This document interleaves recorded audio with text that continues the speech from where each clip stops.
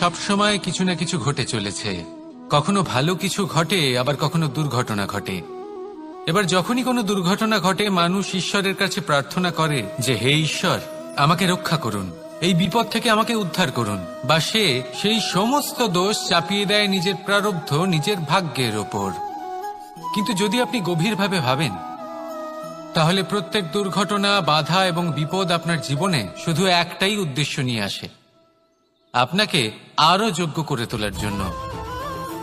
যদি আপনাদের একটা উদাহরণ দিই, বর্ষার ঋতুতে যখন প্রচন্ড মাত্রায় বৃষ্টি পড়ে, ছাদ থেকে জল পড়তে থাকে, তখন আপনি নিশ্চিত করে নেন, স্থির করে নেন যে এবার আমি এই ছাদকে নতুন করে বানিয়ে তুলব, আরো শক্তিশালী বানিয়ে তুলব, আরো দৃঢ় বানাবো। আপনার জীবনে যখন কোনো অসুখ করে, তারপর আপনি জীবনে আরো সাবধানী হয়ে যান, আরো সতর্ক হয়ে যান, স্থির করে নেন যে এটা যেন দ্বিতীয়বার না হয়, ঠিক কিনা? এই বিপদ, এই দুর্ঘটনা, এই সংকট, এগুলো জীবনে আসবে আপনাকে আরো শ্রেষ্ঠ করে তোলার জন্য।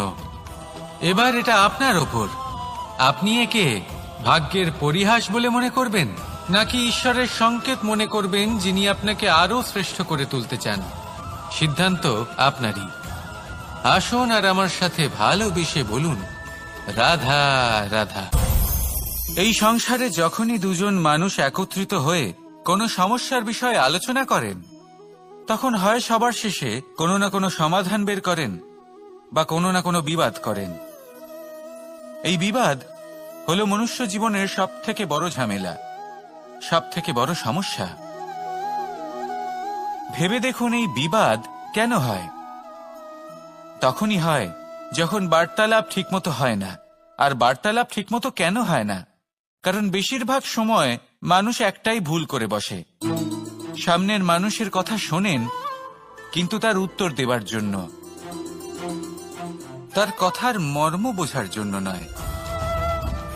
কিন্তু যেদিন থেকে, যে মুহূর্ত থেকে আপনি এটা শিখতে শুরু করে দেবেন যে আমি অপরের কথা শুনব, কিন্তু সেটা বোঝার জন্য, তাকে উল্টে জবাব দেবার জন্য নয়, সেদিন থেকেই বিবাদের সমাপ্তি ঘটবে আর বার্তালাপ স্পষ্ট হয়ে যাবে। দেখুন, হয় সামনের মানুষের কথা বুঝতে শিখুন, বা নিজের বক্তব্য ভালোভাবে সামনের মানুষটাকে বুঝিয়ে বলুন। বার্তালাপ নাকি বিবাদ, আপনি কোনটা চান? সিদ্ধান্ত আপনার। আসুন আর আমার সাথে ভালোবেসে বলুন, রাধা রাধা। অনেক সময় আমাদের মনেই ভাবনা আসে যে আমাদের নিরীহ স্বভাবের সুযোগ নিয়ে এই সংসারের মানুষ শুধু আমাদের দুঃখই দেয়। কতবার এমন মনে হয় যে আমরা সবাইকে সাহায্য করার জন্য এগিয়ে যাই আর সকলে আমাদেরই দোষ দেয়। অনেক সময় এমন মনে হয় যে আমরা শুধুই সৎকর্ম করি, সকলের ভালো চাই, কিন্তু সকলে আমাদেরই বিষয়ে খারাপ কথা বলতে থাকে। দুঃখ হয়, কিন্তু আমাদের এটা ভেবে দেখা উচিত যে মানুষ আম গাছের গায়ে পাথর ছোড়ে, শাল গাছের গায়ে পাথর কেন ছোড়ে না? কারণ এই আম গাছে পাওয়া যায় মিষ্টি এবং সুস্বাদু ফল। অন্যদিকে শাল গাছ থেকে আমরা কি পাই? শুধুই কাঠ। তাই যদি আপনাকে কেউ কথা শোনায়, আপনাকে কোনো কিছুতে বাধ্য করার চেষ্টা করে, আপনার বিষয়ে অনুচিত কথা বলে, তাহলে নিশ্চয়ই আপনার মধ্যে এমন বিশেষ কিছু আছে যা তাদের মধ্যে নেই। নিজের মধ্যে আত্মবিশ্বাস বাড়িয়ে তুলুন, ধন্যাত্মক ভাব আনুন, সৎকর্ম করতে থাকুন। কোনো কটুতা এই মনে প্রবেশ করতে দেবেন না। এই মন সুপ্রসন্ন হয়ে বলবে, রাধা রাধা। এই হলো এক আম গাছ, আর খুব যত্ন সহকারে আমি এটা বড় করেছি। প্রথমে বীজ বপন করেছি, তারপর সিঞ্চন করেছি, তারপর এর থেকে অঙ্কুর বেরিয়েছে, তারপর দিন প্রতিদিন আমি এতে জল দিয়েছি। আস্তে আস্তে ওর পাতা বেরিয়েছে, তারপর ও একটা গাছের আকার ধারণ করেছে। এইভাবেই যদি প্রতিদিন আমি ওর দেখাশোনা করি, তাহলে নিশ্চিত রূপে এর শিকড় আরো দৃঢ় হবে এবং একটা বিশাল গাছের আকার ধারণ করবে, যার থেকে কিছু ডাল জন্ম নেবে, আর তাতে আমি পাবো কিছু মিষ্টি সুস্বাদু আম ফল। এবার আম তো সকলের প্রিয়, সকলের পছন্দের ফল সকলে খেতে চান, কিন্তু আম পাওয়ার জন্য আগে আপনাকে সেই গাছের যত্ন নিতে হবে। যদি আপনি গাছ লাগিয়ে তারপর ভুলে যান, তাহলে সেই গাছের কি হবে? তার অস্তিত্বটাই মুছে যাবে, তাই না? আমাদের সম্পর্কগুলো কিছুটা এরকমই হয়। যদি সম্পর্ক জুড়ে আপনি ভুলে যান, তাহলে তার অস্তিত্বই মুছে যাবে। তাই শুধুই সম্পর্ক গড়বেন না, তাকে পালনও করুন। নিশ্চিত রূপে আপনার এই সম্পর্করূপী বৃক্ষের ডালে আনন্দের মিষ্টি সুস্বাদু আম ফল নিশ্চয়ই পাওয়া যাবে। তাহলে প্রত্যেক দিন প্রত্যেক সম্পর্ক পালন করুন, তার থেকে আনন্দ লাভ করুন। এই মন ভালোবেসে বলবে, রাধা রাধা। হাস্য, হাসি জীবনে অত্যন্ত মূল্যবান হয়। কথায় আছে যে হাসি এবং হাস্য আমাদের জীবনে ঔষধের মতো কাজ করে, আমাদের সুস্থ রাখে, আমাদের জীবনের অনুভূতিগুলিকে আরো সুন্দর করে তোলে। কিন্তু প্রত্যেক ওষুধের মতোই এর সাথেও এটাই হয়। প্রত্যেক ওষুধ সঠিক সময়ে, সঠিক মাত্রায়, সঠিকভাবে গ্রহণ করতে হয়। যদি এরকম না হয়, তাহলে এই ঔষধও শরীরের ক্ষতি করে দিতে পারে। এবার আপনি ভাবতে পারেন, হাসি থেকে কিভাবে ক্ষতি হতে পারে? আপনি যদি অন্য কারোর উপরে হাসেন, তাহলে হয়তো তার মনে কষ্ট হতে পারে, তার অন্তরের মিত্র হয়তো শেষ হয়ে যেতে পারে, আর অন্তরের শত্রু জেগে উঠতে পারে। কিন্তু এটাই যদি আমরা সকলকে সাথে এনে সকলের সাথে হাসি, তাহলে হয়তো আমাদের অন্তরের এই হৃদয়ের ভেতরে লুকিয়ে থাকা যে শত্রু, তা শেষ হয়ে যেতে পারে, আর অন্তরের বন্ধুসত্তা প্রকাশিত হতে পারে। ঠিক কি না? এবার আপনাকে উদাহরণ দিই। যখন দ্রৌপদী দুর্যোধনকে নিয়ে হেসেছিল, তখন তা মহাভারতের সৃষ্টির কারণ হয়েছিল। কিন্তু সেইখানেই যখন পার্থ আর মাধব একসাথে বসে মৃদুমন্দ হাসতেন, তখন ধর্ম স্থাপন করা হয়েছিল। তা আপনি কি চান?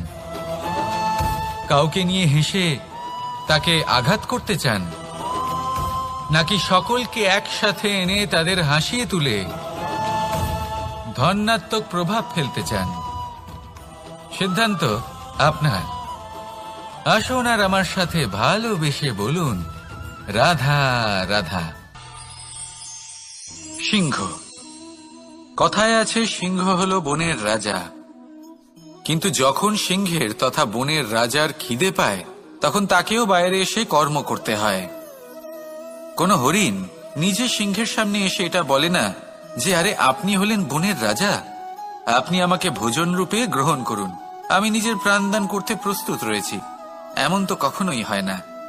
সিংহকে গুহা থেকে বাইরে বেরোতেই হয়, বনে ঘুরে বেড়াতে হয়, ধৈর্য ধরতে হয়, বিভিন্ন ধরনের পরিশ্রম করার পরেই তার ক্ষুধা নিবারণ হয়। হরিণ নিজে থেকে তার কাছে চলে আসে না।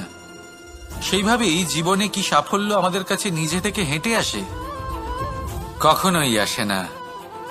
ততক্ষণ আসে না যতক্ষণ না আমরা পরিশ্রমের পথে চলা শুরু করছি।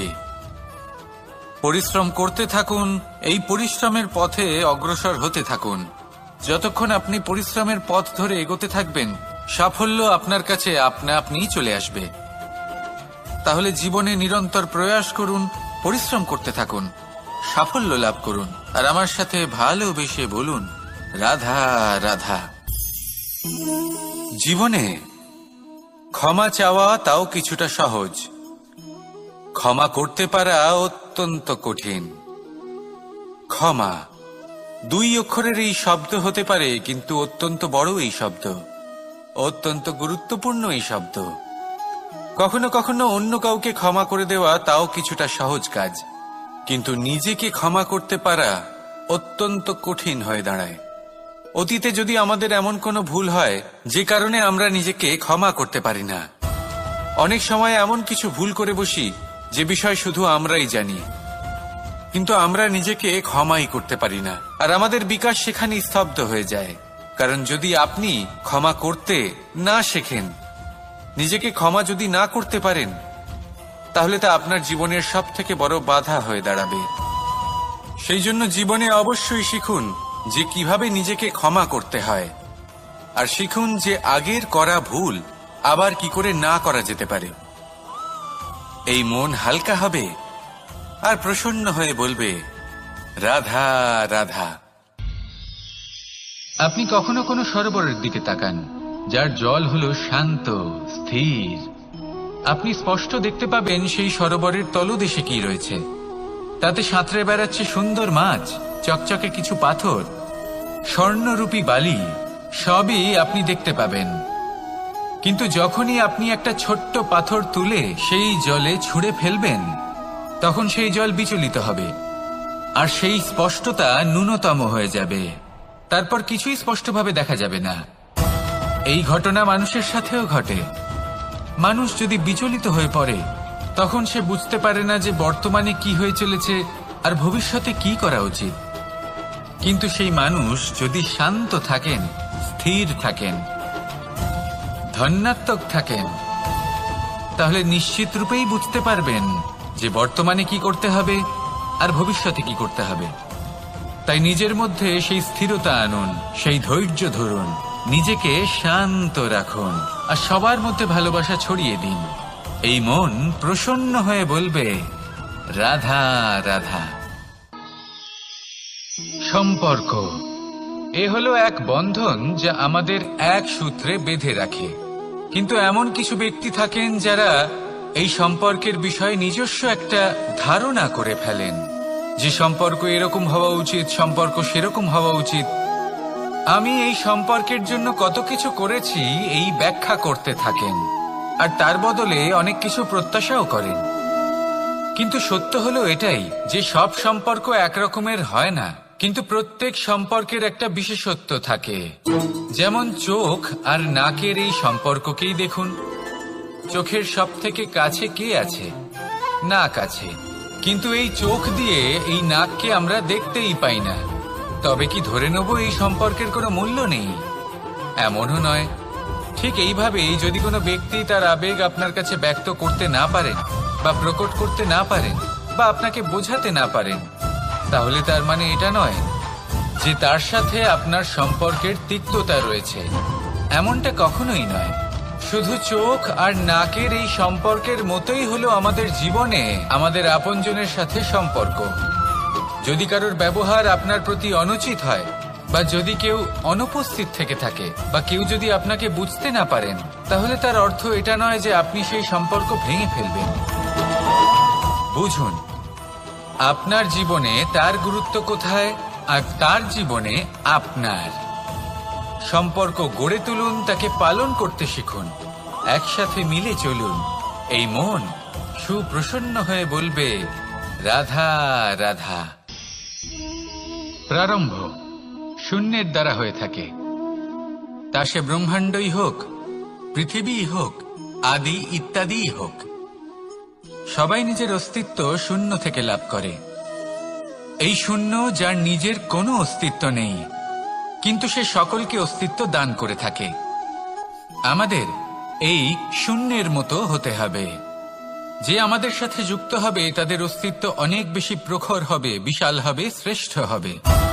কিন্তু যেই আমরা তাদের থেকে দূরে যাব, তারা আমাদের উপস্থিতির আভাস পাবে, আমাদের গুরুত্ব বুঝতে পারবে। শূন্যই হলো সূত্রপাত, শূন্যই হলো সমাপ্তি। শূন্যকে কেউ যতই ছোট মনে করুক, কিন্তু এই শূন্য অত্যন্ত গুরুত্বপূর্ণ। তাই এই শূন্যের মতো হয়ে উঠুন আর আমার সাথে ভালোবেসে বলুন, রাধা রাধা। সাগরের ঢেউ সমুদ্র তটে ধাক্কা খেয়ে, পাথরের সাথে ধাক্কা খেয়ে তার আকার বদলে দিতে পারে।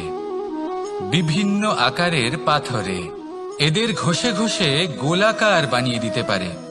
কিন্তু এই সাগরের ঢেউ এদের নিজেদের আকার কখনো বদলায় না। কিন্তু এমন কেন? কারণ এরা বিচ্ছিন্ন হয়েও আবার একত্রিত হতে জানে। অর্থাৎ যখন এরা বিচ্ছিন্ন হয় তখন মতভেদ অবশ্যই, কিন্তু আবার একত্রিত হওয়া হলো এদের একতার প্রতীক। দেখুন, ঝগড়াঝাঁটি, তর্ক বিতর্ক, মতভেদ এগুলো জীবনের অভিন্ন অঙ্গ, কিন্তু এদের কখনো আসুন আর আমার সাথে ভালোবেসে বলুন রাধা রাধা। এই সাগর হলো বিশাল। কথায় আছে যে জীবনের উৎপত্তি সাগর থেকেই হয়েছে। কথাটা ঠিকও। এই সাগরই আমাদের ভিন্ন ভিন্ন ধরনের বনস্পতি প্রদান করেন, মণি এবং মুক্ত প্রদান করেন।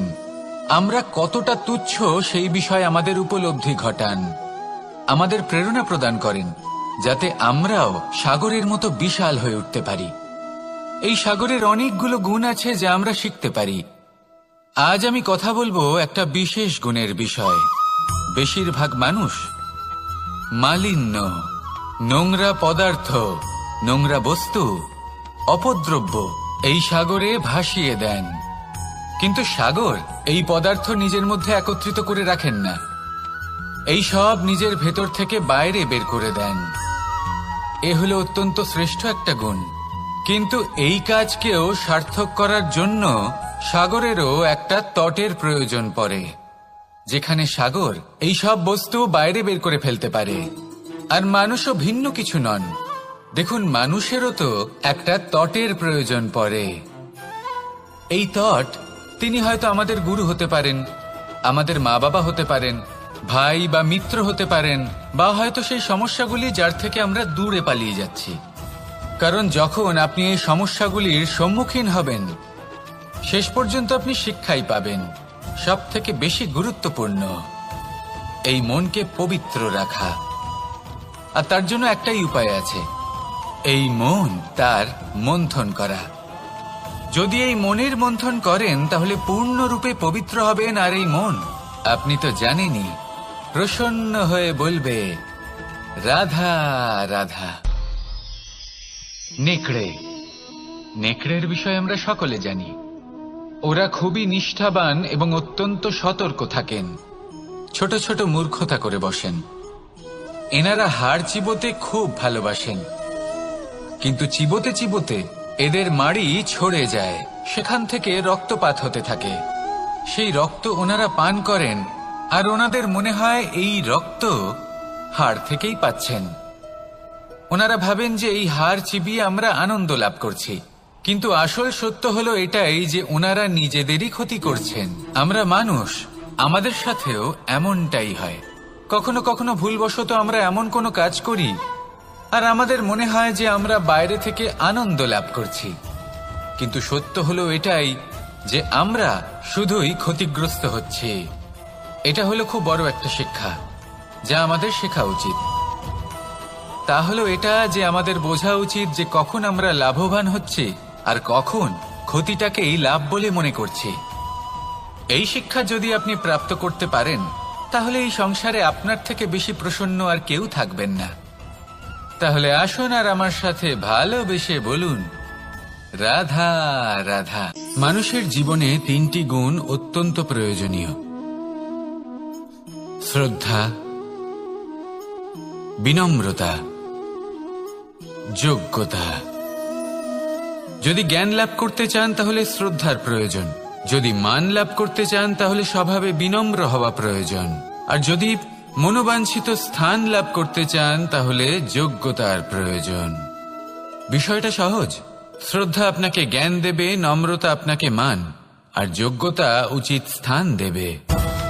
কিন্তু যদি আপনি এই তিনটি গুণ সম্মিলিত করেন তাহলে এমন কিছু লাভ করবেন যা এই সব কিছুর থেকে অনেক ঊর্ধ্বে। সম্মান। আর এ হলো সেই সম্মান যা প্রত্যেক মানুষের নিজের জীবনে লাভ করতে চেষ্টা করা উচিত। কারণ এই হলো সেই সম্মান যার কারণে আপনি চলে যাওয়ার পরেও এই সংসার আপনাকে ভালোবাসবে আর মনে রাখবে। আসুন আমার সাথে ভালোবেসে বলুন রাধা রাধা। বনের মধ্যে যদি আপনি কোনো বিষাক্ত সাপ দেখেন তাহলে কি করবেন? আপনি তখনই তার থেকে দূরে পালাতে চেষ্টা করবেন। আর এটা কেন করবেন? নিজের রক্ষার্থে। এই কথা আমি নয় মেনে নিলাম, কিন্তু নিজের জীবনে এটা করেন না কেন? আপনি যেখানেই যান, যে স্থানেই যান না কেন, প্রত্যেক সময় প্রত্যেক মুহূর্তে এমন বিষাক্ত সাপ আপনি অবশ্যই খুঁজে পাবেন। আর সেই সাপ নয় যাদের আপনি বনে খুঁজে পাবেন, এরা হলো সেই সাপ যা আপনাকে পাপ করতে বাধ্য করবে। আপনার অন্তরের বাসনা, ক্রোধ, অহংকার, লোভ, ঈর্ষা এদের বৃদ্ধি ঘটাবে। দেখুন, বনের এই সাপ আপনাকে একবার ছেড়ে দিতেও পারে, ছোবল নাও মারতে পারে, কিন্তু এই যে পাপরূপী সাপ আছে তা অবশ্যই ছোবল মারবে।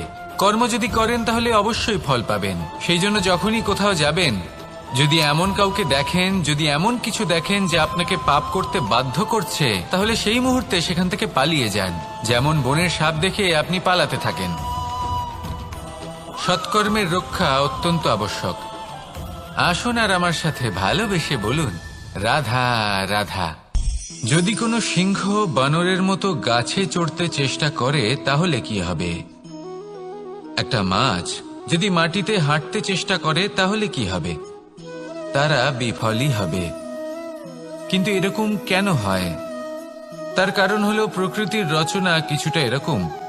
এখানে প্রত্যেকটি ব্যক্তিকে, প্রত্যেকটি প্রাণীকে আলাদা আলাদা গুণের অধিকারী করা হয়েছে এবং সকলকে একটা সীমাও প্রদান করা হয়েছে। এবার এই যে বৃক্ষ, পশু, পাখি, এদের মধ্যে সেই ক্ষমতাই নেই যে এরা নিজেদের যাচাই করতে পারবে, নিজেদের সীমাগুলো বুঝতে পারবে, নিজেদের সদ্গুণগুলো চিনতে পারবে। এরা সেটা করতে পারবে না। কিন্তু মানুষ তো আলাদা। মানুষের কাছে সেই বিশেষ শক্তি আছে যে তারা পূর্ণরূপে নিজেদের যাচাই করতে পারবে, নিজেকে পূর্ণরূপে বুঝতে পারবে, নিজের দোষ, নিজের অপগুণ, নিজের সদ্গুণ, নিজেদের সীমাগুলো তারা বুঝতে পারবে। আর এটা অত্যন্ত গুরুত্বপূর্ণ। কথায় আছে যে যদি সাফল্য লাভ করতে হয় তাহলে নিজেকে যাচাই করে নিতে হবে। তাই নিজেকে যাচাই করুন, নিজের সাথে পরিচিত হয়ে যান এবং জীবনে কর্ম করতে থাকুন। সাফল্যের শিখরে অবশ্যই পৌঁছে যাবেন। আর ওখানে যদি যান তাহলে এই মন প্রসন্ন হয়ে অবশ্যই বলবে, রাধা রাধা। অন্ধকারাচ্ছন্ন রাত্রি যদি এসে থাকে তাহলে আলোকিত প্রকাশ নিয়ে সূর্যও অবশ্যই আসে। রোগ যদি এসে থাকে তাহলে তার ওষুধও অবশ্যই আসে। সমস্যা যদি আসে তাহলে সেই সমস্যার সমাধানও নিজে থেকেই আমাদের কাছে চলেই আসে।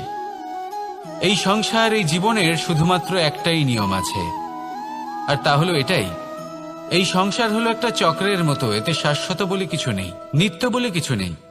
আর যা কিছুই রয়েছে সব বদলাতে চলেছে। যদি আপনার জীবনে দুঃখ থাকে, সমস্যা থাকে, যদি আপনি বিপদ দ্বারা আচ্ছন্ন, তাহলে মনে রাখবেন সবকিছু বদলে যেতে চলেছে। দুঃখের সময় কাঁদবেন না, মনকে আরো দুঃখী করে তুলবেন না, কারণ এখানে যা কিছুই এসেছে তা যাওয়ার জন্যই এসেছে। তাহলে এত চিন্তা কিসের? আনন্দ সহকারে জীবন যাপন করুন আর আমার সাথে ভালোবেসে বলুন, রাধা রাধা। রাত্রিবেলায় যখন আলোকিত জোনাকিদের দেখেন তখন মন প্রসন্ন হয়ে ওঠে। এদের দেখতে খুবই সুন্দর লাগে। আর এমন ঠিক কেন হয়? প্রথম হলো এটাই যে রাতের বেলায় চতুর্দিক অন্ধকারাচ্ছন্ন থাকে। এমত অবস্থায় যদি আমরা কোথাও একটু প্রকাশ দেখি তাহলে সেটাই আশার কিরণের ন্যায় মনে হয়। সেই প্রকাশই আমাদের মন প্রসন্ন করে তোলে। আর সেই জন্য যে সকল মানুষ রাতের বেলায় কোনো জোনাকি দেখতে পান তারা প্রসন্ন হয়ে যান।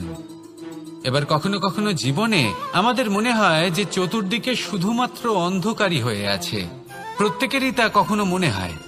আর তখনই আমাদের নিরাশ হলে চলবে না, আমাদের দুঃখী হলে চলবে না।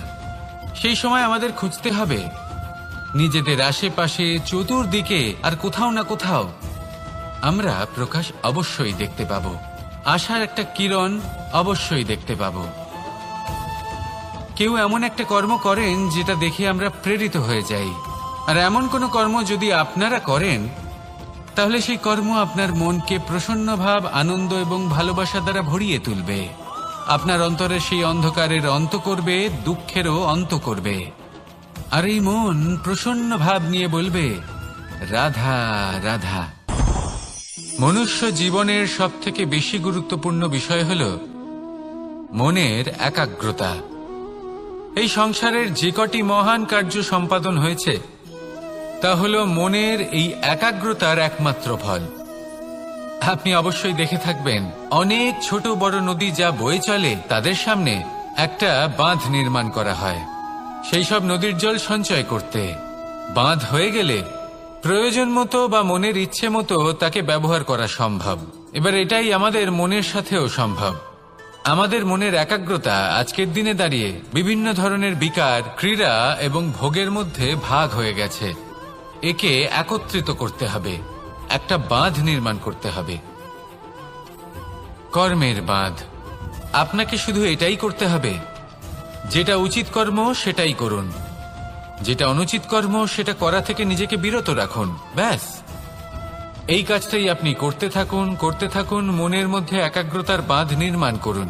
আর একবার যদি তা নির্মাণ হয়ে যায়, তাহলে যখন চাইবেন, যেখানে চাইবেন, যতটা চাইবেন একাগ্রতা প্রয়োগ করতে পারবেন। আর একবার যদি আপনি এটা শিখে যান, তাহলে এই সংসারকে বদলে ফেলার মতো কাজ আপনি করতে পারবেন, সমাজকে শোধরাবার মতো কাজ করতে পারবেন। তাহলে এই মনকে একাগ্র করুন আর আমার সাথে ভালোবেসে বলুন, রাধা রাধা।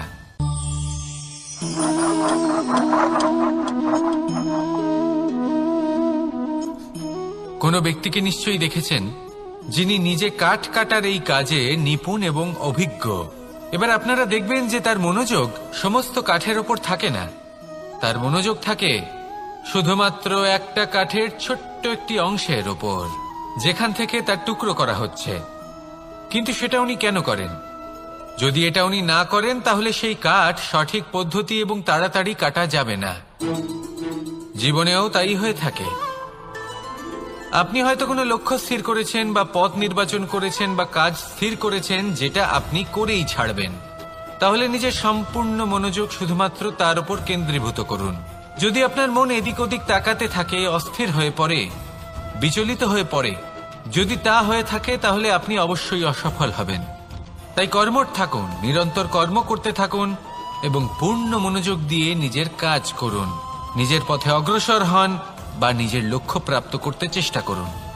তারপর দেখুন কি হয়, কিভাবে উচিত পথে এবং তীব্র গতিতে আপনার লক্ষ্য আপনার কাছেই পৌঁছে যায়। আর আপনার এই মন প্রসন্ন হয়ে বলে, রাধা রাধা। কখনো কোনো নদীকে দেখেছেন? একই আকার, একই স্থান, শুধু প্রবাহিত হতে থাকে। এর মধ্যে কখনো কোনো অপদ্রব্য ফেলে দেখুন, দেখবেন সেটা বেশিক্ষণ সেখানে থাকে না। সেটা নদীর সাথে বইতে থাকে আর বয়ে যেতে যেতে সাগরে সমাহিত হয়ে যায়, আর শেষ পর্যন্ত সাগর সেটাকে তটে ফেলে দেয়। কিছুটা এমন হওয়া উচিত আমাদের বিচারধারাও। এক স্থানে তা স্থগিত হওয়া উচিত নয়, এটা সবসময় প্রবাহমান হওয়া উচিত। তবেই আমাদের চেতনা, আমাদের মূল্যবোধ এবং আমাদের স্মৃতি, এই তিনটি শ্রেষ্ঠ থাকবে। আর এটাই হলো পুকুর এবং নদীর মধ্যে পার্থক্য। নদীতে জল সবসময় বয়ে চলে, সেই জন্য পবিত্র থাকে, শুদ্ধ থাকে এবং পরিষ্কার থাকে। আর সেখানে এই পুকুরের তলদেশে সব জমা হতে থাকে, আর সেই জন্য তা অপবিত্র হয়ে যায়। তাই সবসময় এই বিচারধারা প্রবাহমান রাখুন। যদি মনে কোনো ভাবনা চলে আসে, সেখানেই থেকে যায় এবং বিদ্যে থাকে, তাহলে তা বের করে দিন, তাকেও বয়ে যেতে দিন, এবং তার যা উত্তর হবে তা সময়ের সাথে আপনার সামনেই চলে আসবে। শুধুই নদীর মতো প্রবাহমান হন আর আমার সাথে ভালোবেসে বলুন, রাধা রাধা। এই সংসারে সাফল্য লাভ করার জন্য জ্ঞানের প্রয়োজন হয়, পরিশ্রমের প্রয়োজন হয়, দৃঢ় নিষ্ঠার প্রয়োজন হয়, নিরন্তর চেষ্টা করা প্রয়োজনীয়। কিন্তু আরো কিছু আছে যা অত্যন্ত প্রয়োজনীয় এবং গুরুত্বপূর্ণ। তা হলো ভালো বন্ধু। তাদের থাকা অত্যন্ত প্রয়োজনীয়। যদি ভালো বন্ধু থাকে, তাহলে সময় এলে তারা ঢাল হয়ে আপনাকে সুরক্ষা করবেন। সময় এলে অস্ত্রের মতো শত্রুকে সংহারও করবেন।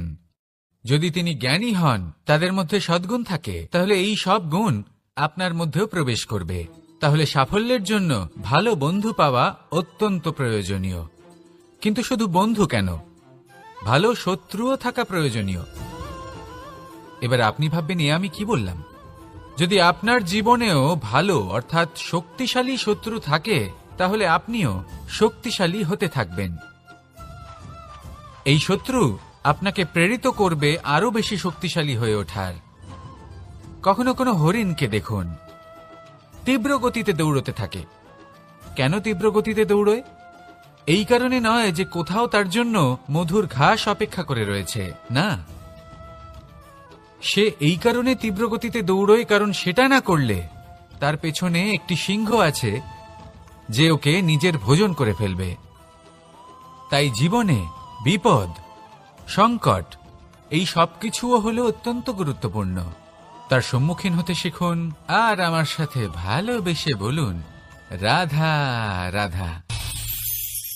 আমরা সবাই ফল খাই, কিন্তু আমাদের সেই ফলই প্রিয় হয় যে পরিপক্ক হয়ে ওঠে, যেটা নম্র হয়, আর যে ফল অনেক বেশি মিষ্টি আর সুস্বাদু হয়ে থাকে, যাদের রঙে বাহার দেখা যায়। সেইভাবে জীবনে আমরা নানান মানুষের সাথে পরিচিত হই, কিন্তু সেই মানুষই আমাদের মন ছুঁয়ে যায় যারা বিনম্র স্বভাবের, যাদের বাণী খুব মধুর, যাদের অন্তরে আত্মবিশ্বাসের একটা তেজ, একটা রং দেখা যায়। এবার এমন ব্যক্তি আমরা কি করে হব? ঠিক সেইভাবেই যেমন একটা ফল রোদ, বর্ষা, শীত, বায়ু এই সকল সংকটময় পরিস্থিতির সম্মুখীন হয়ে পরিপক্ক হয়ে ওঠে, সেইভাবেই মানুষ সংকটময় পরিস্থিতির সম্মুখীন হয়ে পরিপক্ক হয়ে ওঠেন। যদি এই সংকটের সম্মুখীন হন তাহলে অভিজ্ঞ হবেন, আর এই অভিজ্ঞতাই শিক্ষা দিয়ে যাবে। এই অভিজ্ঞতা আমাদের শিখিয়ে দেয় যে আমাদের বিনম্র থাকতে হবে। অহংকার করে কোনো লাভ নেই। মধুর বাণীর যে কি মূল্য তা আমরা শিখতে পারি। এই অভিজ্ঞতাই আমাদের বুঝিয়ে দেয় যে উচিত অনুচিত কোনটা, আমাদের দৃষ্টিভঙ্গি তৈরি করে, আর এই দৃষ্টিভঙ্গি দ্বারা আত্মবিশ্বাস জাগ্রত হয়।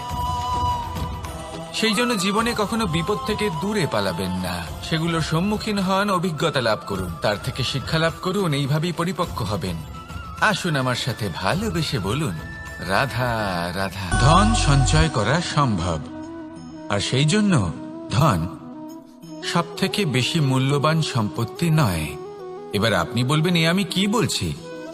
এই ধন খুব মূল্যবান, আমরা সকলে অর্জন করতে ব্যস্ত। সেটা এই কারণে, কারণ আপনারা জানেন না এই সংসারের সব থেকে বেশি মূল্যবান সম্পত্তি কি। এ হলো সেই সম্পত্তি যা কখনো সঞ্চয় করা সম্ভব নয়। আপনার কাছে যতই ধন থাকুক তা দিয়ে আপনি স্বাস্থ্য লাভ করতে পারেন, বাড়ি কিনতে পারেন, আদি ইত্যাদি, কিন্তু আপনি যতই ধনী হন না কেন, ফেলে আসা দিনের একটা মুহূর্ত আপনি লাভ করতে পারবেন না। এই একটা মুহূর্ত, এই সময়, এটাই হলো সংসারের সব থেকে মূল্যবান সম্পত্তি।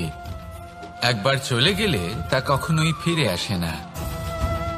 আর এই মুহূর্ত যতই চলে যাক না কেন, আমরা স্মৃতির মাধ্যমে সেগুলি যাপন করতে পারি, তার আনন্দ উপভোগ করতে পারি, আর যার সাথে আমরা সময় অতিবাহিত করেছি তার স্মৃতিতে আমরা চিরকাল জীবিত থাকতে পারি। সেই জন্য সময় সব থেকে মূল্যবান সম্পত্তি, তাকে এইভাবে নষ্ট করবেন না। প্রত্যেকটা মুহূর্ত উপভোগ করুন, আনন্দ করুন, আর ভালোবেসে বলুন, রাধা রাধা। কনক, কি সুন্দর একটা শব্দ। এর অনেকগুলো রূপ রয়েছে, অনেকগুলো অর্থও রয়েছে। প্রথম অর্থ হলো স্বর্ণ, অর্থাৎ সম্পত্তি। দ্বিতীয় অর্থ ধুতুরা, অর্থাৎ গাছের ছোট একটা বীজ, যা কিনা অত্যন্ত শক্তিশালী হয়। যদি বেশি মাত্রায় এর প্রয়োগ করা হয় তাহলে এটা বিষময় হয়ে উঠতে পারে। এই হলো সেই ধুতুরা যার প্রয়োগ মহাদেবের পুজোতে করা হয়। এবার প্রশ্ন হলো এটাই যে এই স্বর্ণ এবং এই ধুতুরার মধ্যে মিল কি রয়েছে।